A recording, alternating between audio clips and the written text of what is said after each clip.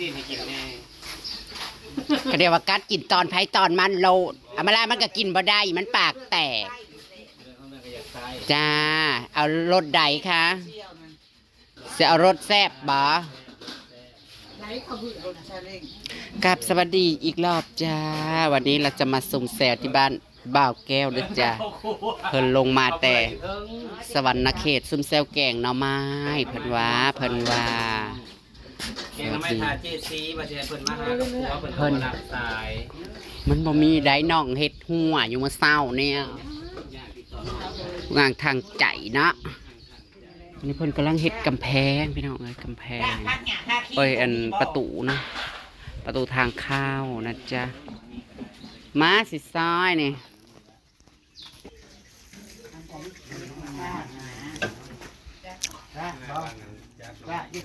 เขาไม่แล้วเขาเก้าเขาไม่กันไหนเหรอลาบขัวลาบชุบนี่นะชุบเหรอ จะรับนะคือเจซีเปล่าหันเด้ต้องคือเจเจี๊ยบป่ะนะมาปิ่นกันหน่อยแล้วมาแต่นั้นนะทางกันหน่อยแล้วก็มาดัน มา ทา เสิ ง ร์ฟ ลาบน้ำตกบ่ ก็ทิ้งน้ำซุปหมดเลย ไอ้นี่ก็เฮ็ดสูตรเจ้าลูกไปเปิดสิไปล้างอันนี้อันนี้มันแพงคือล้างเล็กย่างให้มันเขาย่างในปีนึงแล้วก็ยังบ่ล้างอยู่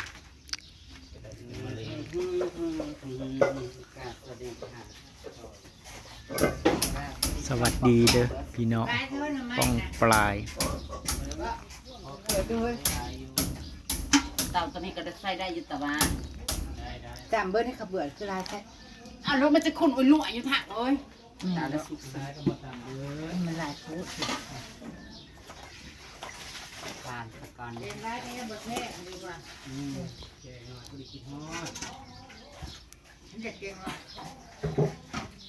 ได้เพื่อนใหม่กับคั่วกับยังคั่วเก่าเลยจ้าไม่ยอมนะคะยันควันมันเข้าเฮือน บ่ยังบ่ทันได้มีเฮือนครัว เอาคั่วแล้วแล้ว เฮือนครัวตัวนั้นมันเฮือนครัวฝรั่งได้ตัวนั้นน่ะ พอฝรั่งพอคนรับอยู่บ่ได้ แซนด์วิชได้ตัวนั้นน่ะ เออ อ๋อ บ่ได้เฮ็ดได้หมุกกระดกกระแดกบ่ได้เอาขึ้นไปได้ มานั่นบ่ป้าบัดฝรั่งจ้า เออ อันนี้นะบ้านลาวก็ต้องประเดกประดำกันทุกปีก็ข้าประเดกสิเฮ็ดอาหารลาวอาหารนี่ก็ต้อง ได้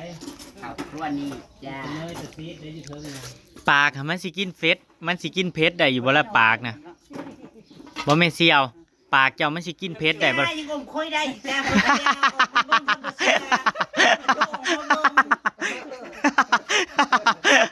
บ่มันสิสดได้อยู่บ่ละน้ำแกงอะมื้อวานนี่ลมปากแตกพี่น้องมื้อวานนี่ก็เออ ลงปากยังมีใจนะทะเลเออ เป็นยังคุ้มค่า ได้อย่างเสียอย่าง แต่แม่นโชคดีอยู่ คุ้มค่าเจ็ดตัวอยู่เนาะ อ๋อสิด้วนอ่ะมันเริ่มมาเมื่อคืนเนี่ยแบบนะแป๊บกู แม่แย่ ไอ้ยาวๆมัน โอ้ยอย่าไปเสื้อเฮ็ดแกงหน่อไม้พุ่น เปียกกุ้งเลยดิ ตาบอดไปหามึงนะ ผู้ที่ดอกว่ามันไปหาผ้าหยัง บอดอ่ะมันไม่ได้อยากซื้อหัวป่านี่ดอก สวย คือกูไม่ได้เอาย่าให้มันดิอ่ะกูเสื้ออยู่คันมันไปขอเงินมึงกับบริมีเงินแม่ แล้วเขาไปเฮ็ดหยังจะแม่เสียว เราพยายามกูทำ บ่ เขากินทอด ยาวๆค่ะ เขากินฮอดไปจักเขา บักยาวๆนี่ เขาอยากไปชวนจะดูหนังไปจักเน็ตฟิก ดู กูกินทั้งพ่อทั้งลูกนะ หรือว่าเขาสิชวนจะไปเยื่องเขียดไปจักว่าเป็นสาว เขาชวนจะไปเยื่องเขียดวะ ติดใจลีลา บ่ ลีลาดีอยู่บ่เท้า เจ้าก็ยังมีลีลาอยู่บ่อืม เอ้านี่คือสิปิ้งสิลา เอาสิมากแล้วก็มานี่มากกับปั๊บปิ้งก็ต้องไปใช้ยังหลาย บ่ได้ลาบหรอ ปิ่งเฮ็ดน้ำตกรสไม่เสียว มันก็บ่ขาวเนื้อเขานั่งก็ทำบ่มาก เฮ็ดน่ะกำลังเว้าเรื่องอีเท่าอยู่กำลังกล่าวว่า นิ้วนางทั้งห้า เท่าปนี่เขาไม่ได้กินผู้ชายกูสิเช่าเป็นกระเทยมีรักฐานเลยมันเช็ดหากูเมื่อคืนนี่มึงเบิ่งบ่เอ้า มาเบิ่งดูอ่ะ กินน้ำกันเถอะ บ่แม่นหยังดอกเพิ่นสิบอกว่า เฮ้ย บัดเพิ่นน่ะเที่ยว บัดเพิ่นน่ะเที่ยวขึ้นไปเลเซอร์เท่าใดเทื่อยังบ่ได้บัดน่ะสาวข่อยนอนอยู่ซื่อๆยังมีผู้ชายมาหาที่มัน ไปจุดได้เปิดประตูได้เปิดจุดได้เปิดประตู บ่ได้อยากพูดได้ เสียเห็ด มาเบิ่งมือให้แก้ว สิเบิ่งแต่ครับ มันเป็นหลักฐานด้วยเจ้านะ โตครับ คนใดมันน่ะ หลักยาวๆนะคนใดเบิ่งโปรไฟล์มันก่อน ไปหาเบิ่งกูฟ้ายังอยู่ปักแห้งนะมันบ่เห็นหน้ามันนี่ เบิกสถานหนังหนาเราดู อืม เป็นยังไง เอาเด้ มันบ่เห็นหุ้งเห็นนะ มันบ่สมคนบ่ อ้า โตนะยังโตนะโคยนะโต ชื่อมันตกจริงตกบ้านใด บ้านใด อุดว่ากันเลย แถวแม่นแถวบ้านบ่เห็น เรา โอ้ บ่ได้ไป ย หา บุญ กิน นี่ ไก่ เฒ่าโอ้ยสะอ่อนดีเอ้ย เบิ่งแหน่เมเสียวอืม สวยเห็ดบ่ได้เนาะ เตือนเลยสิ บ่สวยนำบ่ได้เด้นั่นน่ะ ไปเอาข้างหน้า เอามาลาบ่ แล้วเพชรบังดำ บ่แม่นเขาละตีปากบ่ปากแตกนี่ด้วยนั่นใด เดียวเขาค่อยตีปาก เขาเคยตีจนปากคือสิใหญ่ ใหญ่ยี่สำแขนนี่ว่านนี่ ว่าเที่ยวนะ ฮะ ข้าเว้าจะอุ่นอั่วพวกนี้ เอาอีกแหละ น่าสาวบุญ อย่ากลัวดิ ขัดหลายปีไกล เมซี่เอาเจ้าคือสิแพบน่าสาวข่อยฮะ เดี๋ยวนี้ จะเป็นเจ้างามเนาะน่าสาวเนาะ โอ้ก็มันแท้จะได้มาแล้วเวลานั้น อืม ขนาดเที่ยวขึ้นไปเลซื้อนะจนทางสิเป็นหอมแหละ ก็ได้เอาเงินให้กูใจเป็นอย่างนี้อย่ามาล่านั้น ก็แต่เงินบ่ ไป โอ้ยย่อมเด้ข่อยนับถือเจ้าน่ะสาว คาสิมาเนี่ยภาษาเปลี่ยนเลยเด้ ชอบหลับปักโคย ถ้าเพิ่นจะจับเขาก็จับผู้ชายมา บุญถึงสั่นเลยเนาะใส่เป็นว่าแต่ละมันเองก็ น่ะสาวจะไปเฮ็ดหมอใด ก็จะเป็นหมอใดคะ ขนาดเดึกดื่นเที่ยงคืนเขายังมาขอให้เปิดประตู มันอยู่ที่ลีลาพี่อ้าย อื เออ ม มาจับมาสั่งกับเพื่อนมาจับแม่งบ่ทันอันนั้น เส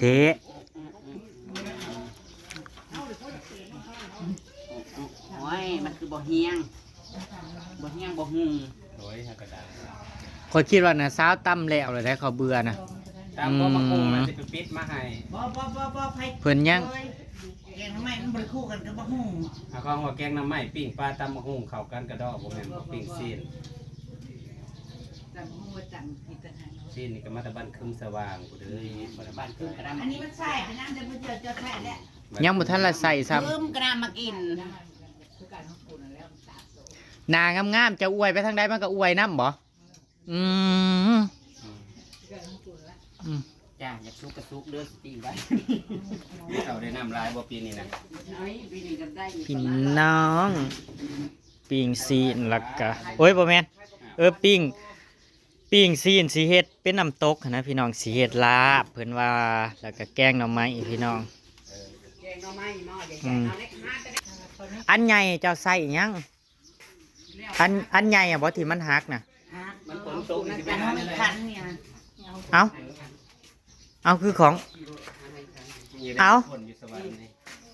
เจ้าก็ได้แม่นบ่เจ้าเอาไว้ให้เราเจ้าขายให้เราบ่อันน้อยๆน่ะ อยู่ในเงินมันได้บ่ถึงของข่อยอันที่อันแต่อันนี้มันเอาข่อยอันนี้มันหัก อ๋อ อันนี้มันเหี้ยนี่เนี่ยมันเหี้ยนี่เขาบ่ได้มีอ่ะขอดื่มมัน เว้ารู้ว่ายืม เสียดายได้คันสิมันเหี้ยมื้อน่ะไปก้นมันแล้วมันเหี้ย เก่ามึงก็สิ เพิ่นไปกลมัน มันบ่ได้มันหลวม นะสาว คนละลิงยี่ห้อเด้ มันคนที่มาหาเจ้ามือว่านนี่มักบวบ3-4หน่วยค่ะบ่ เต๋เต๋เหล เจ้าว่ามักยาว เต๋เหล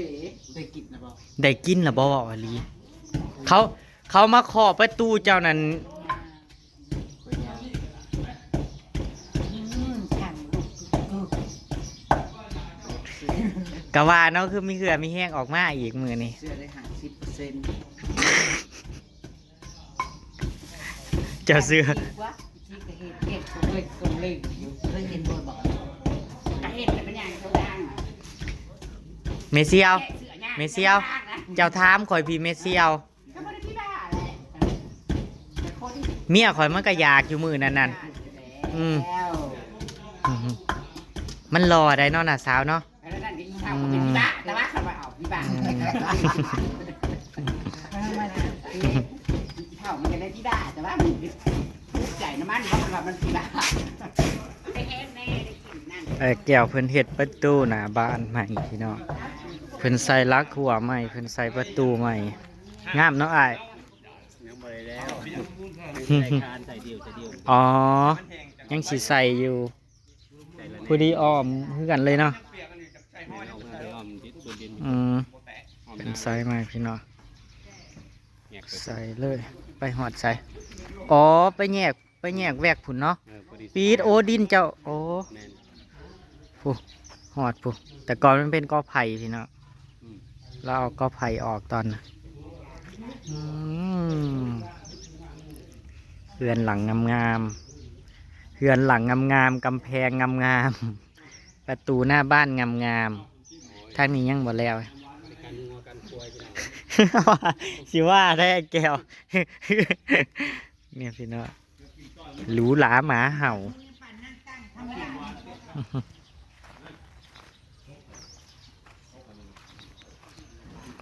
บ้านผม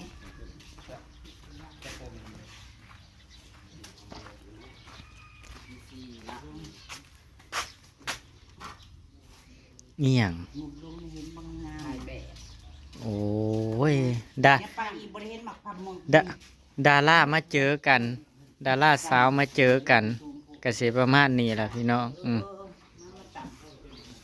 กดกล้องมึงน่ะกูไปจ้อยไปกดบอกเมื่อสิได้แต่ละคลิปจะขามโฆษณาเด้อพี่น้องเอ้ยมีการโดนมาปลาลูกอยู่กลางทุ่งกูเดียวนะโอ้ยลูกเขาเป่าอย่างนี้น่ะตัวให้กับปลาลูกอยู่เงื่อนนี่เลยนะมันลงที่โอ้พอมันบ่ได้เป็นบ้าคือแม่นั่นที่มันลงทั้งลูกก็ว่าแม่ซื้อ เมื่อวาน แม่เอ้ยไปได้ปัดบ้าเมื่อวานเนี่ยแม่เสียมาตลอดคันนึงแม่ถึงนี่เดี๋ยวลูกมาตลอดเพราะว่าเตะใหม่นั่นเพราะว่าป้าเห็นเมื่อกี้ ห้าวันอยู่ในหัวนี่มีแต่คำเดียวของเปิ่นเพิ่นบอกอุ้มปากกูเพิ่นว่า ใช้อีโมปิด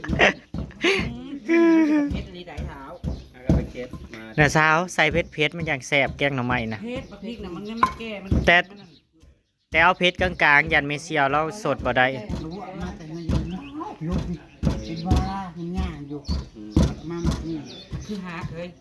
เป็นยังคือหาติดโต้หาบ้า มันเป็นใส่งานแล้วมันจะเอามาเก็บ ไม่เราบ่จักปิ้งนะ มึงมาให้ปีแล้วมึงจะโทรหากูนะบริลักมุกแล้วมันเป็นยังไงมึงไม่เต้ายังดูบ่ ได้ยาดีแล้วมีแห้งตำขนาดเนาะ เลือดกระเบื้องพี่นายจะไม่ซาเขา ว่าได้ยิดสาวเมซี่เอ้ยเมซี่เอาวันนะสาวข่อยดีใจน้ำเจ้า มันตั้งอยู่กกอยู่มึงมาตั้งไว้นี่ เจ้าคือบ่ตั้งข้างล่างเจ้าลงเขาตึง เราบ่ทันละใส่ของโง่งามอยู่ได้ ๆแต่น้ำมีกระติกแข็งกับแข็ง แข็ง ใส่งานแล้ว โอ้พ่อใหญ่พ่อใหญ่เราอีนั่นเองบ่เราสานเอง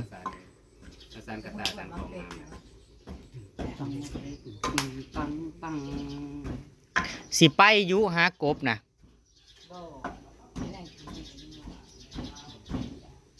กบเบาหลายได้น่ะ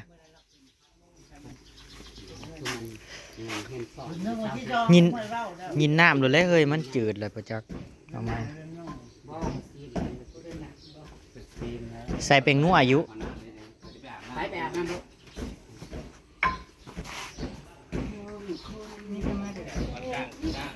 ยังบ่ทันได้อาบน้ำแต่เช้านะ ตื่นมาแล้วก็เห็นนั่นเห็นนี่แล้วก็เลยไปเลย วิวงามอีหลีพี่น้องข้างล้างบ้านไอ้แก้วทั้งบ้านไอ้แก้วงามเลย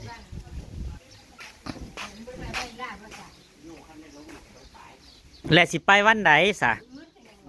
ไปบ้านที่ล่ามันย้อนไปน้องมันกำลังสิ เอาก็ขึ้นปากซอยแล้วก็เลยไปเลย ลูกแม่จะไปบ้านเจ้าน่ะปักซ่อมจะไปไงกับมือวันพุธจะไปเบ้ มื้ออื่นสิไปบ้าน วันคานคือวันพุธขึ้นไปเลยจะกลับไปกันมาอยู่เนี่ย ได้รากก่อน ปลาคอใหญ่เพื่อนนั่งคือไปคันปลาคอน้ำกำลังน้ำกองอีกห้องนั่งเหรอเอาแหมสันไดนี่นะข่าวมันสันบุกเนี่ยเอามาเป็นอย่างซื้อมะเถา เอาใช่ไหมพอแล้วมันแห้งพูดเลยนะ ไว้ ว้าวโอ้ขันสั่นก็คือบอกกินดิบโลโอด ครั้งนึงยังบ่ทันได้ อืม กะปี เขาไม่ได้นะเขาจะ เจ้าเสียดลาบแบบไว้ลาบแบบ น้ำตก ขั้นว่านั้นน่ะขั้นว่าได้ออกจากทำก็อยากกินแต่ดิบๆเนาะ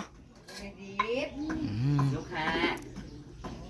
ไม่ได้ดิบ กินมื้อคืนนี่บ่อิ่มบ่ อยากกินโบกินบีกูได้เพิ่น เพิ่นอันใดแปลกบ่ เมื่อวานนี่ดิจ้ะกินเบิดหรือเปล่า เจ้าคือบ่ถือมาใช่ไหมเสี่ยว แต่เมื่อวานนี่บ่ได้กิน กินนั่นแหละ แกงแซ่บๆด้วยมีเสี่ยวเอาเค็ม กูได้กิน ๆเอาเค็มๆมีเสี่ยวมาลากแกงแซ่บอยู่อืม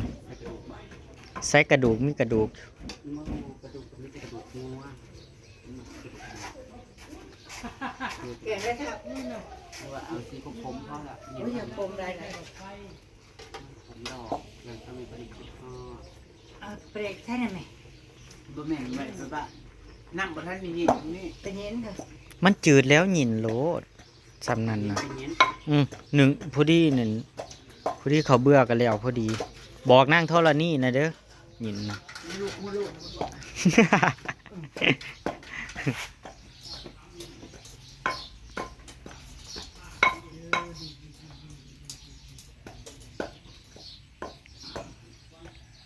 พ่อเลยไปจ้า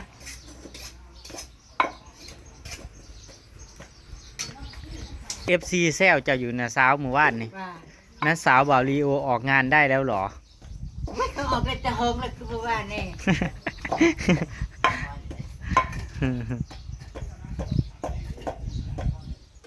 อันเก่านั่นซอยตอนแต่ว่า เนื้องัวพี่น้อง จะคือน้ำตกเหรอเฮ้ย เนื้องัวบ้านไม่เชียวมาละ บ้านคึม โอบันคืม นอนร้านไอ้เจ๊ งัวร้านไอแก้ว เท่าเด็กเลยสวยนั่นนี่ใช่เฮ้ย โอ้ยหอน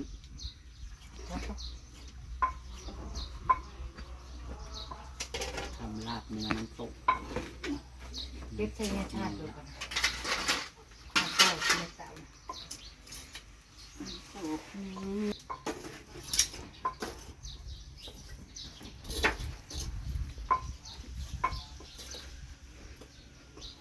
จังได้กับฝากดูฝากส้มเลยเด้อพี่น้องฝากเป็นกำลังใจเนี่ยฝากกดไลค์กดแชร์นะพี่น้องเลย เอิ้นโฆษณาให้แน่โอ้ย ฝาก ผ่าอยู่ ฝากดูโฆษณาให้ได้หลายเนี่ยเด้อพี่น้องเด้อ จะผ่า ไม่เชียวมาล่าฝากแซ่ให้เด้อซองนะฝากดันให้แน่ ได้เช่จะเถื่อแล้ว ดันให้แน่ เจ๊ จิต เจ้า แจง แล้ว แล้ว ไม่ค่อย บ่ได้ เจ้ามาด่าเขาแน่ เนาะพี่น้อง บ่ได้แล้วเนาะ วันนี้ก็มากินข้าวซุ่มแซวอยู่บ้านไอ้แก้วพี่น้อง ให้ดันแล้วก็ได้ลูก นานๆที่เพิ่นลงมานะพี่น้องแล้วก็บ่ได้มาหึงแล้วพี่น้องบ้านเพิ่นตั้งแต่ผู้ 2 เดือน ล่าสุดตั้งแต่กินปิ่งเป็ดเนาะ โอ้ยบ่ได้เปิดวันนี้นะ ตั้งแต่กินปิ่งเป็ดพี่น้อง ขายพี่น้อง ไปพี่น้องติดตามคลิปหน้าก็แล้วกัน เนาะพี่น้อง ที่เปียกที่ทุกเข้าแล้วกันค่ะเด็กๆกัน ไป สวัสดีครับผม เพื่อนมันจะบุกขุดเลยที่ บ่คุดดอก พอดีแบบ